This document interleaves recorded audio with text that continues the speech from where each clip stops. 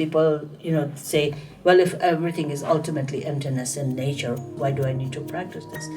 And that's where the two truths need to be correctly understood. Because the Buddhist teachings are so profound, especially if you look at the Tibetan Buddhist teachings, and then you go from Mahayana to the resultant Jnana teachings. It's just incredibly precious and profound and true.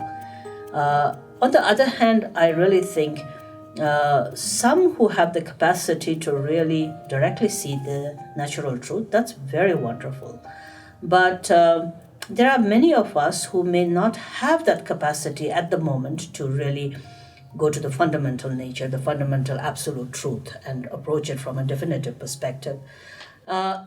In that regard, sometimes I think in search of something so brilliantly profound, we lose the ground of relative reality, which then can be balanced out with the wonderful teachings of the interdependent origination, especially if you really look at just a simple factor of causal dependency, interdependence.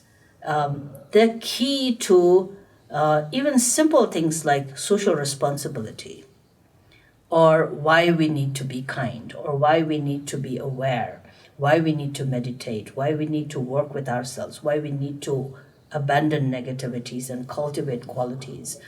And the whole concept of karma comes to light because of the understanding of interdependence.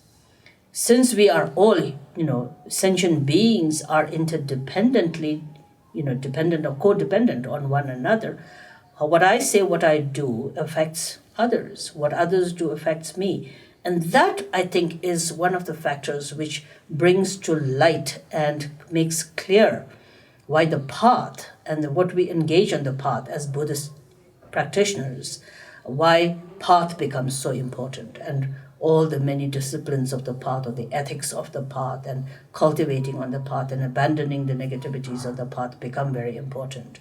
Because sometimes people, say, well, if everything is ultimately emptiness in nature, why should I be doing this? Why do I need to do this? Why do I need to practice this? And that's where the two truths need to be correctly understood, is that the essential nature is, emptiness and luminosity, indivisible. That is true. But until that is fully realized, there is the ground of interdependence that we are walking. And therefore, for that, you need to have the cultivation of all the qualities of abandonment and the qualities, wonderful, good qualities that need to be cultivated. So I think this also brings to light a lot of the questions that some people feel that Buddha Dhamma has a contradiction of some kind, that there are paradoxes. And there are no paradoxes, there are no contradictions, just that because the ultimate is the ultimate nature, but until that is realized, we live in a very relative existence, and the relativeness is brought about through interdependence.